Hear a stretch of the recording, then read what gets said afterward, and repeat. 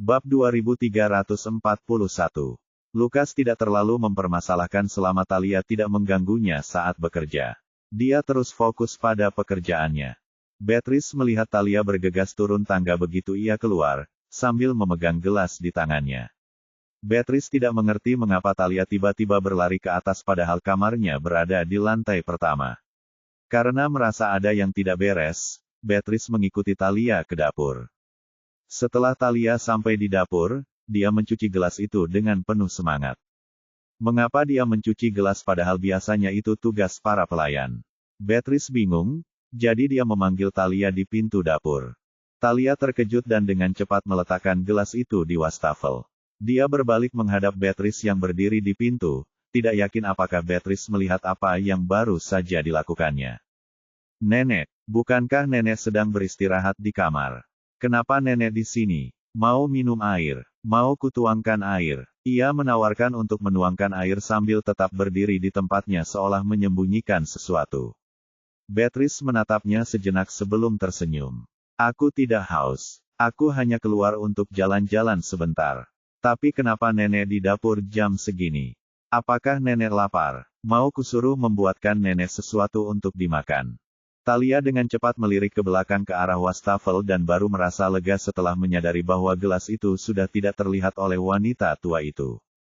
Dia terkekeh canggung. "Nenek, jangan menertawakanku. Aku tahu aku makan cukup banyak saat makan malam, tapi entah kenapa, aku lapar lagi. Tidak perlu membangunkan juru masak.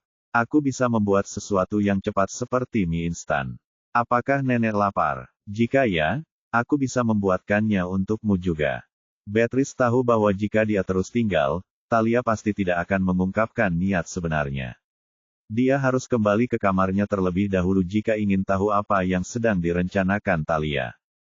Dengan pemikiran itu, dia menggelengkan kepala dan menolak tawaran Thalia. "Jika kamu benar-benar lapar, aku akan meminta juru masak untuk menyiapkan sesuatu untukmu. Tapi jika kamu bersikeras membuat mie sendiri, silakan saja. Hanya saja hati-hati jangan sampai gosong.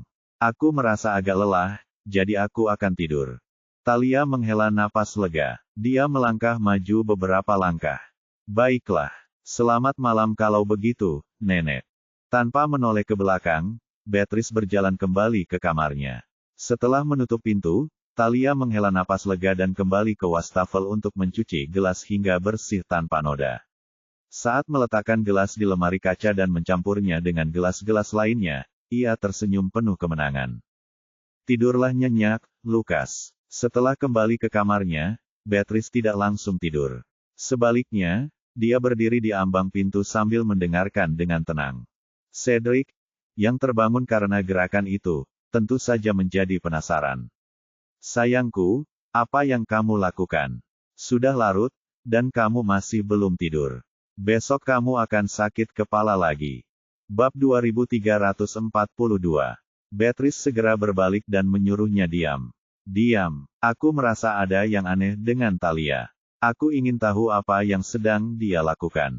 Cedric tetap diam. Thalia ini benar-benar punya bakat untuk menimbulkan masalah. Serangkaian peristiwa telah terjadi sejak Thalia tinggal bersama mereka, dia bahkan menyebabkan masalah antara Lukas dan Melody. Cedric dan Beatrice berencana mengunjungi Melody keesokan paginya. Lagi pula, Melody tinggal sendirian di asrama lokasi syuting karena kakinya cedera. Meskipun ada aktor atau aktris lain di sekitarnya, Cedric dan Beatrice tetap khawatir. Setelah Thalia memastikan tidak ada pergerakan dari kamar Beatrice, dia mematikan lampu utama di lorong dan dengan hati-hati naik ke lantai 2. Ia tidak langsung membuka pintu ruang kerja, melainkan mendengarkan sejenak. Namun, ruang kerja itu memang dirancang khusus untuk pekerjaan Lukas, sehingga kedap suaranya sangat baik. Ia berdiri diam sejenak tetapi tidak dapat mendengar apapun di dalam. Setelah sekitar 5 menit, Thalia tak lagi bisa menahan kegembiraannya. Sambil menahan napas, dia mendorong pintu ruang kerja dan masuk. Dia mendapati Lukas, yang sebelumnya bekerja dengan penuh semangat, terkulai lemas di atas meja. Thalia mendekati Lukas perlahan, semakin bersemangat dengan setiap langkahnya. "Lukas, apakah kamu sudah tidur?" Ia memanggil dengan ragu-ragu, tetapi Lukas, yang tertidur di atas meja, tidak menjawab. Lukas, jika kamu lelah, kamu mungkin akan masuk angin. Pergi ke kamarmu dan tidurlah. Sambil berbisik pelan sepanjang jalan, Talia akhirnya berdiri di depan Lukas. Menatap profil tampannya yang terbaring di atas meja, Talia tak lagi bisa menahan kegembiraannya. Ia mengulurkan tangannya dengan hati-hati dan lembut mengelus Lukas. Lukas, tahukah kau berapa banyak yang telah kukorbankan hanya untuk lebih dekat denganmu? Kau hanya tahu tentang apa yang terjadi pada keluargaku dulu dan bagaimana aku terbang ke Molomia untuk melarikan diri dari semuanya. Tapi tahukah kau apa yang telah kukorbankan untuk lebih dekat denganmu? Talia menelusuri ujung jarinya dari alis Lukas hingga garis rahangnya, setiap inci tubuhnya memikatnya. Sejak pertama kali melihat Lukas, ia jatuh cinta padanya. Saat itulah ia menyadari arti sebenarnya dari cinta pandang pertama. Sejak Lukas muncul dalam kehidupan Talia, dialah satu-satunya yang dipikirkannya. Sejak saat itu, tak ada orang lain yang bisa menggantikannya. Sayang sekali perhatian Lukas tak pernah tertuju padanya, dia adalah saudara perempuannya. Untunglah saudara perempuanku sudah meninggal sekarang, pikir Talia. Meskipun Melody telah muncul, itu tidak masalah. Masih ada banyak waktu bagi Talia untuk menyingkirkannya sepenuhnya.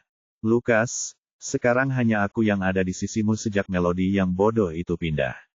Ini menunjukkan bahwa kita berdua memang ditakdirkan bersama. Kau hanya milikku. Talia mengusap pipi Lukas, dan dia terkekeh pelan.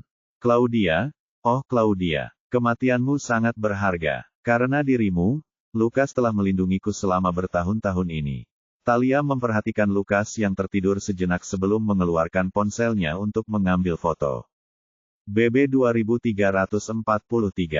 Butuh usaha yang luar biasa, tetapi Talia akhirnya berhasil memindahkan Lukas ke sofa. Kemudian dia menyesuaikan posisi Lukas dengan hati-hati sebelum duduk di pangkuannya dengan sangat waspada. Lukas akhirnya berbaring di bahu Talia sementara Talia tersenyum manis ke arah kamera ponselnya.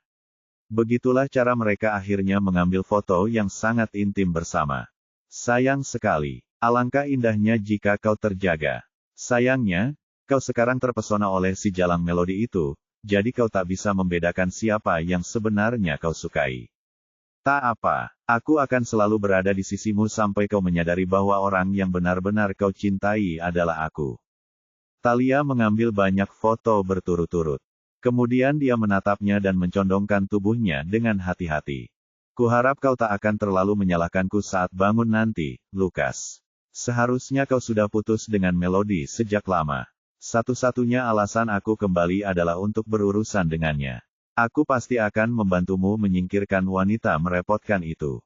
Selamat malam, tidur nyenyak. Jangan mengerutkan kening lagi memikirkan wanita itu. Kapan dia pernah memikirkanmu? Orang yang paling peduli padamu adalah aku. Setelah mendudukkan Lukas di sofa, Talia berdiri tegak untuk memeriksa foto-foto di ponselnya. Dia tersenyum puas ketika melihat betapa serasinya mereka berdua. Foto-foto ini seharusnya sudah cukup. Melody pasti sangat keras kepala jika dia masih menyangkal foto-foto ini. Tapi tidak apa-apa. Dia pasti akan menyadari bahwa dia tidak akan pernah bisa merebutmu dariku begitu dia melihat cukup banyak foto-foto intim kita. Pada saat itu, pintu ruang kerja tiba-tiba terbuka dengan bunyi klik, mengejutkan Talia, yang hampir menjatuhkan ponselnya. Ia menatap dengan ketakutan pada orang yang membuka pintu, dan ternyata itu adalah Beatrice, yang seharusnya sedang beristirahat di kamarnya. Nenek, panggil Talia dengan gugup. Wajah Beatrice tanpa ekspresi, bahkan tampak agak dingin. Saat Beatrice mendekat, Talia terus mundur.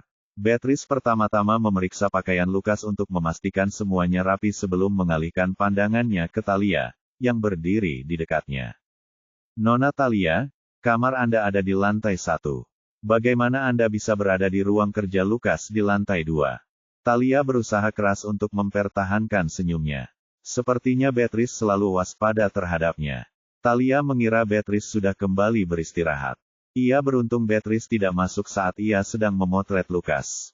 Oh, begini, tadi aku sedang membaca buku di ruang kerja Lukas, lalu aku lupa. Ini dia, aku bermaksud membawanya kembali ke kamarku untuk melanjutkan membaca, tapi aku tidak menyadari Lukas sudah tertidur. Dia pasti sangat lelah akhir-akhir ini. Aku takut dia masuk angin, jadi aku membawakan selimut untuk menutupinya. Talia memegang buku itu di tangannya, berbicara seolah-olah ceritanya sepenuhnya benar. Beatrice mengamatinya sejenak sebelum mengangguk. Nona Talia, maafkan saya karena kuno, tetapi sekarang Lukas sudah menikah, tidak pantas bagi Anda untuk berhubungan sedekat ini. Jika Anda memiliki sedikit harga diri, Anda tidak akan memasuki kamar seorang pria dewasa setelah dia tertidur. Karena Anda sudah mendapatkan buku yang Anda inginkan, silakan kembali ke kamar Anda sendiri. Mata Beatrice berbinar seolah-olah dia telah melihat menembus pikiran Talia. Namun, Talia tidak mau mengalah.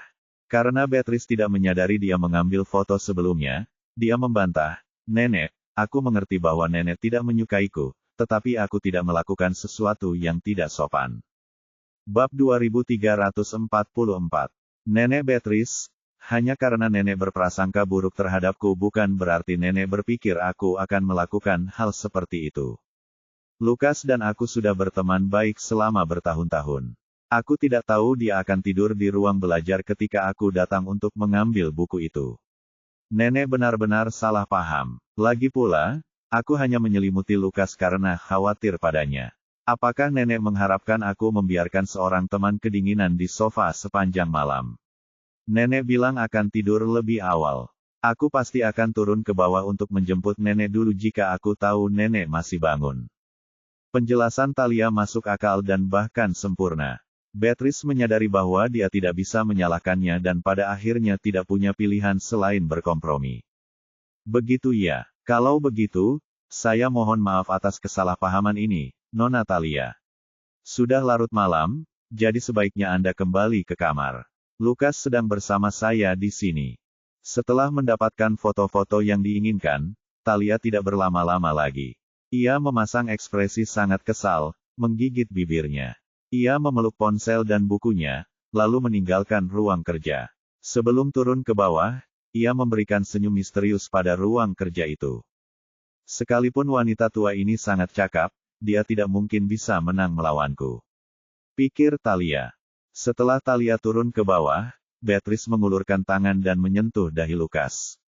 Lukas tidak demam, dan tampaknya tidak ada tanda-tanda bahwa ia telah dibius oleh seseorang. Tapi mengapa dia tertidur di sini?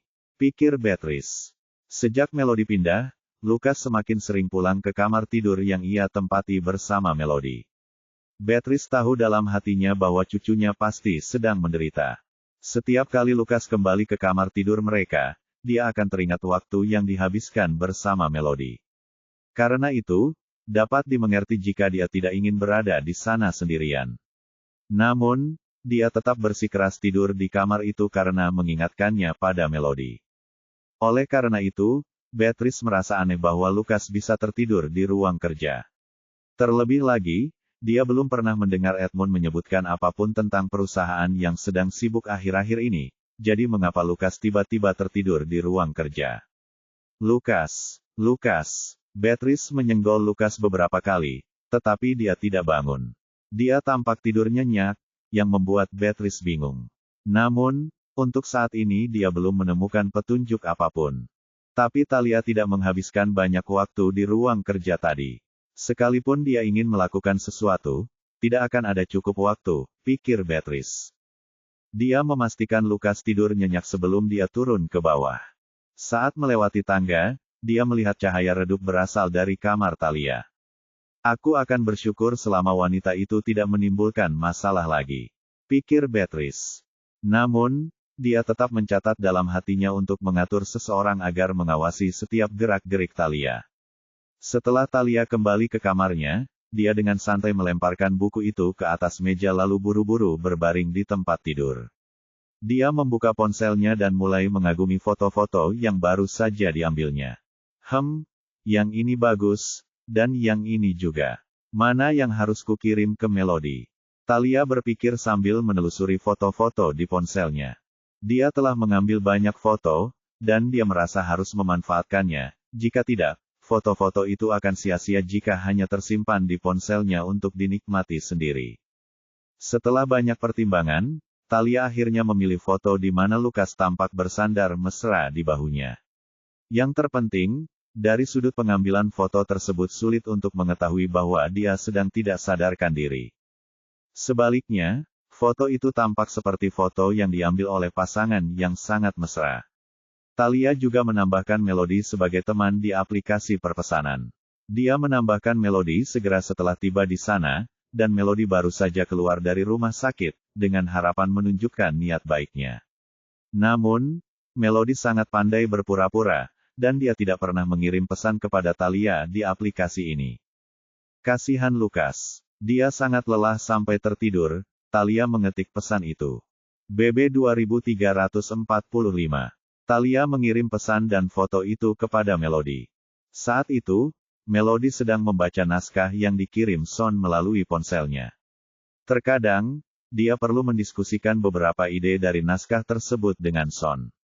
Dia mungkin tidak akan melihat foto yang dikirim Talia jika dia tidur lebih awal. Sayangnya, saat itu dia sedang berbalas pesan dengan Son. Melody penasaran dengan pesan apa yang dikirim Talia. Saat ia mengklik percakapan itu, ia terkejut melihat foto Lukas dan Talia. Ia tidak percaya dengan apa yang dilihatnya. Ia memperbesar foto tersebut dan memastikan bahwa itu memang Lukas, dan Talia tersenyum sangat cerah. Mengapa Talia tiba-tiba mengirimiku foto seperti itu? Pikir Melody. Melody keluar dari percakapan dan mengkliknya lagi, tetapi Talia sudah menarik kembali pesan dan foto yang telah dikirimnya sebelumnya. Maaf, saya mengirimkannya ke orang yang salah. Setelah mengirim pesan itu, Talia dengan penuh kemenangan menutup ponselnya. Bagaimanapun juga, dialah yang akan tidur nyenyak malam itu. Membayangkan ekspresi dan kemarahan Melody saat melihat foto dan pesan itu saja sudah membuatnya bahagia. Ia lebih bahagia daripada saat berfoto dengan Lukas. Dengan gembira, ia berguling-guling di tempat tidur selama setengah jam. Melody pasti menangis di tempat tidurnya yang reyot. Hehe, maaf, Melody, tapi Lukas milikku. Aku hanya ingin kau menyadari fakta ini lebih awal. Tidak akan terlalu menyakitkan jika kau mengakhiri hubungan ini sekarang. Kalau tidak, aku hanya akan mempersulit hidupmu. Akhirnya, Talia tertidur lelap dengan pikiran-pikiran tentang Melody. Namun, Talia menebak satu hal dengan benar. Melody menatap percakapan dengan Talia selama setengah jam dengan terkejut. Dampak foto yang dikirim Talia sangat luar biasa baginya. Dia tidak mengerti bagaimana semua ini bisa terjadi. Lagi pula, Lukas sangat marah ketika dia bersikeras untuk pindah. Dia merasa bahwa dia tidak menganggap serius kesehatannya sendiri. Dia seorang aktris, jadi dia bisa tahu apakah seorang pria sedang berakting atau tidak. Oleh karena itu, dia tidak mengerti mengapa, hanya setelah beberapa hari, Lukas mengambil foto-foto intim seperti itu dengan wanita lain. Mungkinkah bahkan dia, seorang aktris, tidak bisa melihat tipu daya Lukas? Apakah semua usahanya di awal hanyalah sandiwara? Apakah dia menunggu saya pindah sejak awal hanya agar dia bisa bersama Talia? Melody tidak berani memikirkannya lebih lanjut. Ia merasa semakin kedinginan sendirian di asrama. Semakin lama ia menatap pesan yang dikirim Talia, semakin ia merasa semuanya tidak masuk akal. Apakah itu benar-benar kesalahan yang tidak disengaja, atau memang disengaja? Melody melempar ponselnya ke samping dan memeluk dirinya sendiri karena kesakitan. Dia tidak ingin membalas pesan Talia. Aku akan terlihat menyedihkan jika terus berada di sisi Lukas setelah dia tahu aku melihat foto itu, pikir Melody. Dia sangat menyesal telah menandatangani kontrak sialan itu dengan Lukas. Jika tidak, dia pasti sudah meninggalkannya sejak lama. Aku tidak akan berakhir dalam situasi ini jika bukan karena keluargaku yang beracun. Pada akhirnya, asrama itu dipenuhi dengan suara isak tangis Melody yang pelan. BB 2346. Sebenarnya, ketika Melody pindah, dia sudah siap untuk secara bertahap menjauhkan diri dari Lukas. Namun, dia masih merasakan sakit yang luar biasa ketika melihat foto mesra Lukas dengan Talia. Ternyata, cinta, atau ketiadaan cinta, sama sekali tidak ada hubungannya dengan rasionalitas. Rasionalitasnya menyuruhnya untuk bangun dan mempertahankan hubungan kontraktual sederhana dengan Lukas. Namun, Ia hanya bisa menyaksikan tanpa daya ketika keseimbangan emosinya condong ke arah Lukas. Apakah itu berarti aku masih menyukainya, mengingat aku sekarang terluka karena dia? Seandainya saja aku bisa sekejam dia. Dia hanya berpura-pura peduli padaku ketika aku bilang ingin pindah, sementara dia dengan cepat menjalin hubungan intim dengan wanita lain. Pada akhirnya, aku bertemu Lukas lebih lambat daripada Thalia, jadi mungkin mereka sudah dekat sejak awal, pikir Melody. Ada syuting keesokan paginya. Monica mengetuk pintu Melody untuk bertanya apakah dia ingin sarapan bersama. Namun, dia terkejut melihat penampilan Melody begitu pintu dibuka. Oh, ada apa dengan matamu? Kenapa bengkak sekali? Meskipun hari ini ada adegan menangis, tidak perlu begadang semalaman dan membiarkan matamu bengkak seperti ini. Melody memaksakan senyum, menghindari tatapan tajam Monica. Mungkin Monica tidak bermaksud jahat, tetapi Melody merasa tidak nyaman dengan cara Monica memandangnya. Dia tidak ingin Monica tahu bahwa dia menghabiskan setengah malam gelisah dan tidak bisa tidur karena seorang pria. Kemudian, dia terlalu lelah hingga bahkan tidak tahu jam berapa dia tertidur. Ketika Monica mengetuk pintu, dia tersentak bangun, merasa sangat kelelahan. Mungkin aku hanya belum terbiasa dengan tempat tidur di asrama ini, tapi tidak apa-apa karena hari ini ada adegan menangis, jadi tidak masalah jika penampilanku seperti ini. Monica masih tampak khawatir, tetapi dia tahu bahwa Melody tidak ingin membicarakannya. Dia samar-samar merasa bahwa itu mungkin bukan masalah dengan tempat tidur di asrama. Jika tidak, bagaimana Melody bisa tidur nyenyak beberapa hari terakhir? Monica hanya tidak tahu apa yang terjadi padanya. Melody tinggal sendirian di asrama, dan tanpa Lukas di sisinya, ia tampak sangat menyedihkan. Ia berjalan terlatih-tatih dengan kruknya, enggan membiarkan Monica atau yang lain menemaninya. Dengan pemikiran itu, Monica semakin yakin bahwa dia harus mengirim pesan kepada Lukas. Jika tidak, meninggalkan Melody sendirian di sana akan sangat menyayat hati. Tapi matamu harus terlihat normal sebelum adegan menangis. Tuan Son pasti akan berkomentar ketika melihatmu seperti ini nanti. Melody memaksakan senyum dan menutup pintu sebelum turun ke bawah bersama Monica untuk sarapan. Seperti yang Monica prediksi, ketika Son melihat Melody tampak seperti begadang semalaman, dia langsung merasa tidak senang. Lagi pula, adegan hari itu sangat penting, jadi bagaimana Melody bisa syuting dengan penampilan seperti itu? Melody, kemarilah. Aku perlu bicara denganmu. Melody merasa seperti kembali ke sekolah, dipanggil oleh kepala sekolah untuk dimarahi. Monica menatapnya dengan cemas. Kemudian dia segera menulis pesan untuk Lukas dan mengirimkannya. Lukas mengusap dahinya ketika melihat pesan itu. Dia tidak tahu bagaimana dia bisa tertidur di ruang kerja. Ketika bangun di pagi hari, dia merasakan kaku di bahu dan punggungnya. Setelah diperiksa lebih teliti, dia menyadari bahwa dia tertidur di sofa, yang cukup aneh. Sebenarnya, pekerjaannya tidak terlalu sibuk. Dia hanya ingat perlu menangani dokumen lain setelah menghabiskan susunya, tetapi tiba-tiba, dia kehilangan kesadaran. BB 2347. Aku ingat aku sedang duduk di meja, jadi bagaimana aku bisa berakhir di sofa? Pikir Lukas. Sebelum berangkat kerja pagi itu, ia teringat Beatrice meminta untuk berbicara dengannya setelah ia pulang. Ia tidak yakin apa yang terjadi semalam, tetapi Lukas memiliki firasat samar bahwa ada sesuatu yang tidak beres. Tuan Lukas, Melody sedang dimarahi oleh Tuan Son sekarang. Cepat datang dan selamatkan dia. Monica bahkan mengambil foto Melody, ia tampak jauh lebih kurus. Jantung Lukas langsung berdebar kencang. Bukankah dia bilang dia bisa menjaga dirinya sendiri? Bagaimana dia bisa sekurus ini hanya dalam beberapa hari?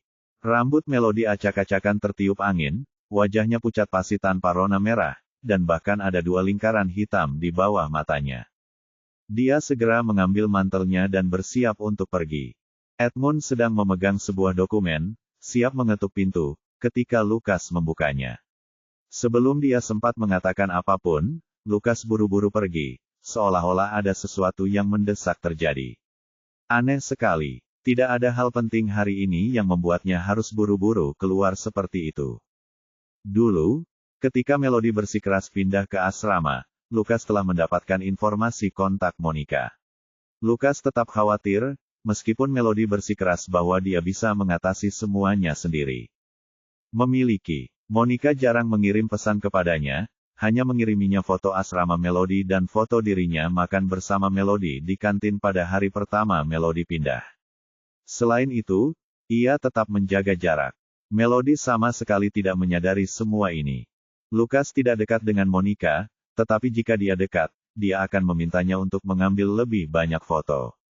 Tidak menerima foto selama beberapa hari bukanlah hal yang bisa diterima. Apakah karena kamu belum terbiasa tinggal di asrama? Mengapa lingkaran hitam di bawah matamu begitu tebal? Son tidak bermaksud memarahi Melody seperti yang Monica pikirkan. Lagi pula, dia adalah istri Lukas, dan Lukas adalah investor terbesar dalam produksi mereka. Tidak akan ada gunanya bagi Son jika dia membuat masalah dengan Melody. Dia hanya khawatir kondisi asrama itu buruk. Jika Melody tidak nyaman di sana, itu bisa menimbulkan masalah bagi produksi mereka. Meskipun Lukas tidak mengatakannya secara terang-terangan, jelas bahwa dia sangat menghargai Melody. Meskipun Son tidak mengerti mengapa Lukas membiarkan Melody tinggal di asrama padahal jelas-jelas dia sangat menyayanginya, dia merasa tidak perlu ikut campur dalam masalah ini. Lagi pula, apa yang diketahui orang biasa seperti dia tentang permainan yang biasa dimainkan orang kaya? Terima kasih atas perhatian Anda, Tuan Son. Asrama baik-baik saja. Mungkin saya hanya kesulitan menyesuaikan diri dengan tempat tidur, jadi saya tidak tidur nyenyak. Maaf, ini semua kesalahan saya karena tidak mempersiapkan diri dengan baik untuk syuting hari ini. Aku senang mendengar bahwa asrama bukanlah masalahnya. Suruh penata rias untuk menutupi lingkaran hitam di bawah matamu nanti. Selain itu, matamu terlalu merah. Matamu sempurna untuk setelah adegan menangis, tapi kita tidak bisa membiarkanmu terlihat seperti ini sebelum adegan itu. Untung kamu berpenampilan menarik. Kalau tidak, kurasa tidak akan berhasil untuk orang lain. Pergilah sekarang. Son tidak terlalu khawatir tentang Melody. Dia berpikir mereka bisa meminta penata rias untuk menutupi mata Melody yang bengkak nanti. Lagi pula, wajah Melody mulus dan sempurna. Tidak ada satupun kekurangan yang terlihat pada hari-hari biasa. Ini membuat penata rias tidak perlu banyak bekerja. Hari itu, dia akhirnya memiliki kesempatan untuk menunjukkan keahliannya pada wajah Melody. Benar saja, ketika penata rias, Evelyn Davis, melihat kondisi Melody, dia terkejut. Nona Melody, apa yang terjadi padamu? Apakah kau begadang semalaman berlatih dialogmu? Tidak, ingatanmu luar biasa, kau tidak perlu begadang semalaman. Mengapa lingkaran hitam di bawah matamu begitu tebal? Melody tersenyum tipis. Aku kesulitan tidur semalam, jadi kondisiku hari ini tidak begitu baik. Bab 2348. Aku akan mengandalkan sentuhan ajaibmu hari ini, Evelyn, kata Melody. Evelyn melambaikan tangannya. Oh, lingkaran hitam di bawah matamu itu bukan masalah besar. Wajahmu sangat membantuku di hari-hari biasa. Bahkan setelah begadang semalaman, kulitmu tetap mempesona. Lihatlah wajah ini, masih begitu berseri-seri. Sekarang aku mengerti maksud mereka, gen menentukan kecantikan. Tak ada prosedur kosmetik apapun yang bisa menandingi wajah ini. Melody tersipu malu. Evelyn adalah seorang wanita muda yang sangat ceria, dan setiap kali dia melihat Melody, dia akan dengan penuh semangat memuji kulit wajah Melody, dan Melody akan dengan ramah menerima pujian tersebut.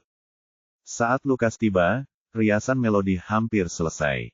Dia muncul di lokasi syuting tanpa suara, mengejutkan semua orang dengan kehadirannya yang tak terduga.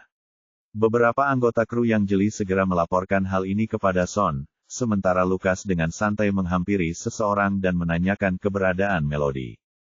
Nona Melody saat ini sedang dirias di ruang ganti pribadinya, jawab anggota kru tersebut. Setelah mengetahui lokasi Melody, Lukas segera menuju ruang ganti Melody. Tempat ini sudah familiar baginya karena ia telah mengunjunginya berkali-kali sebelumnya. Evelyn sedang mengobrol dan tertawa dengan Melody ketika tiba-tiba pintu terbuka dengan keras. Pria yang masuk membuat mata Evelyn berbinar, tetapi sesaat kemudian, dia mengenalinya dan segera mengalihkan pandangannya. Senyum di bibir Melody perlahan memudar saat keduanya bertatap muka melalui cermin. Lukas sedikit mengerutkan kening. Dia jauh lebih kurus, itulah pikiran pertama Lukas. Meskipun lingkaran hitam atau bengkak di wajah Melody sudah tidak terlihat lagi, ia tampak rapuh dan tidak terlalu berdandan. Namun, Lukas merasakan kelelahan di matanya, meskipun ia tersenyum. Lukas tetap diam, dan Melodilah yang akhirnya memecah keheningan. Evelyn, riasanku hampir selesai. Kau bisa pergi sekarang, dan aku akan mencarimu nanti, kata Melody. Oke, tentu. Evelyn meletakkan kuas yang dipegangnya di atas meja dan diam-diam keluar, menutup pintu dengan penuh pertimbangan di belakangnya. Dengan bunyi klik, ruangan itu hanya menyisakan Lukas dan Melody, diselimuti keheningan yang mendalam. Apakah ini yang kau maksud dengan menjaga diri sendiri? Lukas berjalan mendekat ke Melody, meraih lengannya dan memberi isyarat. Bahkan pergelangan tangannya lebih kurus dari sebelumnya. Melody dengan tidak sabar menarik tangannya menjauh.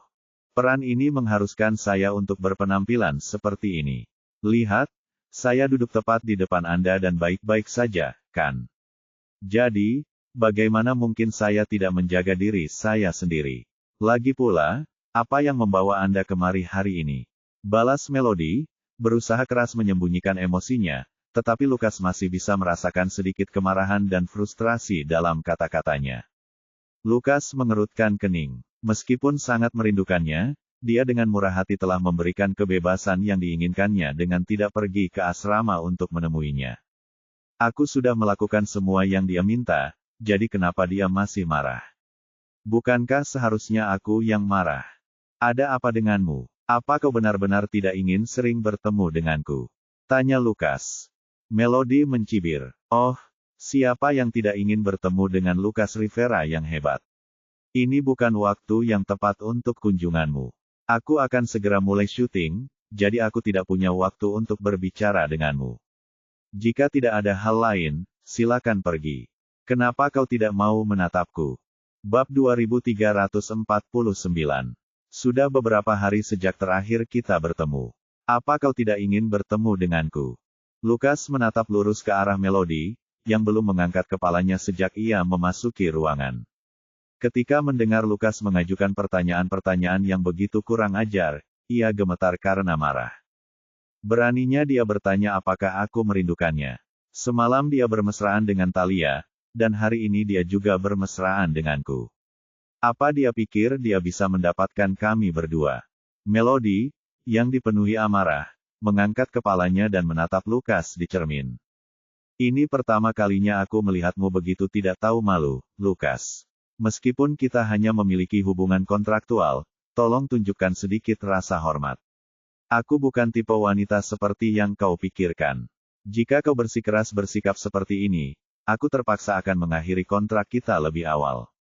Lukas mengerutkan kening, tidak mengerti apa yang dikatakan Melody, tetapi dia paham intinya. Melody berniat mengakhiri hubungan mereka.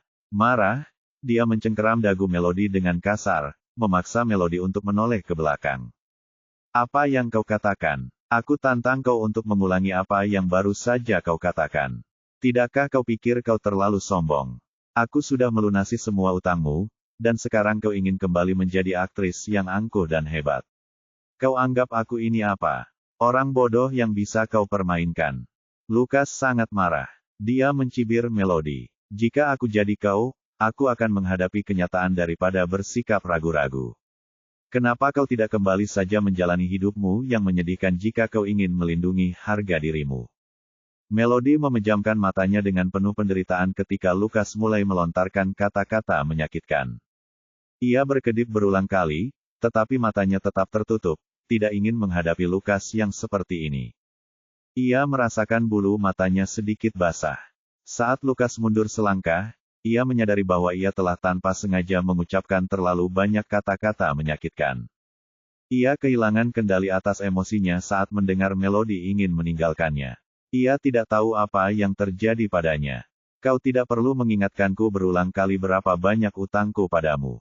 Aku sangat menyadari itu. Pendapatan dari film ini kemungkinan akan menutupi sebagiannya.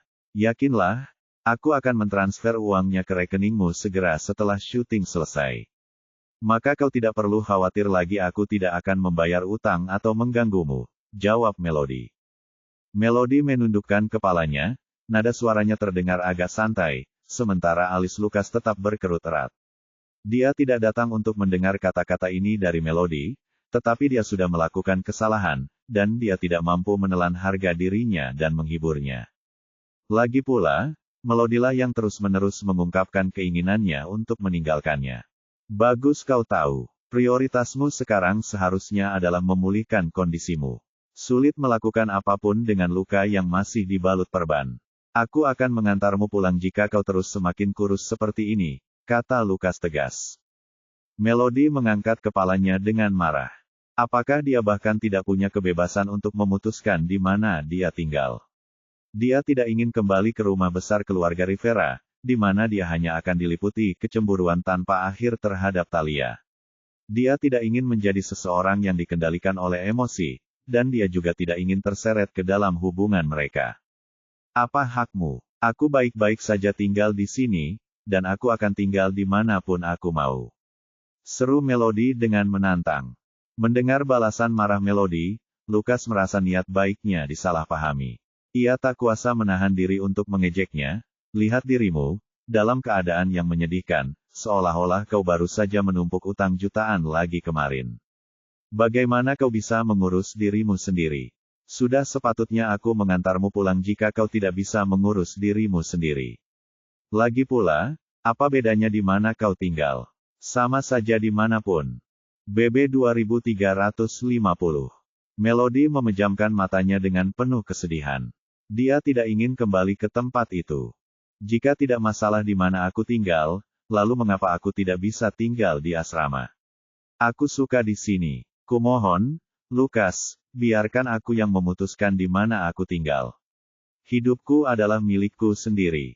Sudah kubilang, jika kau terus semakin kurus, aku akan datang dan menjemputmu kembali. Apa kau lupa apa kata dokter? Kau perlu perawatan yang layak. Apa kau ingin berakhir di rumah sakit lagi? Tanya Lukas. Melody memejamkan matanya kesakitan. Dia tidak ingin kembali ke rumah sakit, dan dia juga tidak ingin kembali ke keluarga Rivera. Baiklah, aku berjanji aku tidak akan menjadi lebih kurus. Lukas akhirnya tampak puas dengan jawaban Melody. Mulai sekarang, kirimkan aku foto 3 kali makanmu setiap hari. Aku ingin memastikan sendiri bahwa kamu makan dengan baik. Jika pola makanmu tidak sesuai standar, aku akan meminta Lynette untuk menyiapkan dan mengirimkan makanan untukmu. Melody langsung menolak usulannya. Dia datang ke asrama untuk menjauhkan diri dari segala sesuatu yang berhubungan dengan keluarga Rivera sebisa mungkin. Membiarkan makanan disiapkan dan diantar hanya akan menimbulkan masalah yang tidak perlu. Tidak perlu. Melody memulai, tetapi melihat Lukas mengerutkan kening, dia melanjutkan dengan omong kosong yang santai, tidak ingin berdebat lebih lanjut.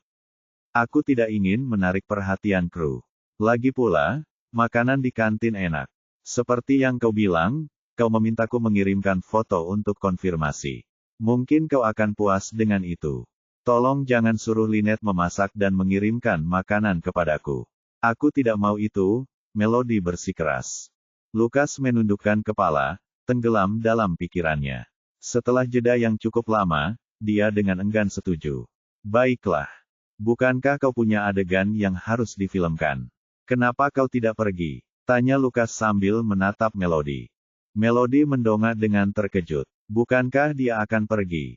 Bukankah Anda punya urusan yang harus diurus di perusahaan Anda? Kenapa kamu di sini sepagi ini? Biasanya kamu sibuk sekali. Sekarang sepertinya kamu punya banyak waktu luang, ujar Melody. Lukas melambaikan tangannya dengan acuh tak acuh. Bukankah aku juga berhak istirahat? Fokus saja pada syutingmu, jangan pedulikan aku, katanya dengan santai. Lukas berkata agar Melody tidak mempedulikannya, dan Melody dengan senang hati menurutinya. Namun, dia sudah terbiasa sendirian, dan kehadirannya justru membuatnya tidak nyaman. Saat Melody membuka pintu, dia melihat Son dan beberapa orang lainnya menunggu di luar. Matanya sedikit berkaca-kaca karena baru saja terluka oleh Lukas, dan dia bertanya-tanya apakah itu memengaruhi riasannya. Karena itu, dia memutuskan untuk mencari Evelyn. Dia tahu bahwa meskipun Lukas datang ke lokasi syuting dengan tenang, orang-orang ini pasti akan datang untuk menyambutnya. Evelyn, aku butuh bantuanmu lagi, kata Melody sambil mendekati penata rias itu. Evelyn melambaikan tangannya, menandakan bahwa itu sama sekali bukan masalah. Namun, ia tak bisa menahan diri untuk tidak memperhatikan betapa serasi penampilan Melody dan Lukas. Tentu saja, ia menyimpan pikiran itu untuk dirinya sendiri. Melody tampak sedang dalam suasana hati yang buruk, jadi Evelyn diam-diam merapikan riasan di bawah matanya. Lukas merasa sedikit kesal saat melihat Son dan yang lainnya duduk di seberangnya. Dia hanya ingin bertemu Melody, tetapi orang-orang ini bersikeras mengerumuninya. Namun, waktu belum menunjukkan pukul 7.30 pagi, dan Melody serta yang lainnya sudah bersiap dengan riasan, siap untuk memulai pengambilan gambar. Lukas bertanya-tanya jam berapa dia bangun. Apakah semua adeganmu membutuhkan waktu bangun sepagi ini? Lukas tiba-tiba bertanya. Son, terkejut dengan pertanyaan itu, menjawab, tidak selalu. Itu sebagian besar tergantung pada apa yang dibutuhkan naskah. Adegan untuk hari ini adalah adegan pagi hari, jadi para pemain harus bangun lebih pagi. Lukas terdiam setelah mendengar jawaban Son, dia hanya mengetuk-ngetuk jarinya dengan pelan. Semua orang tiba-tiba menjadi tegang, takut ketidakpuasan Lukas dapat menyebabkan penarikan investasi.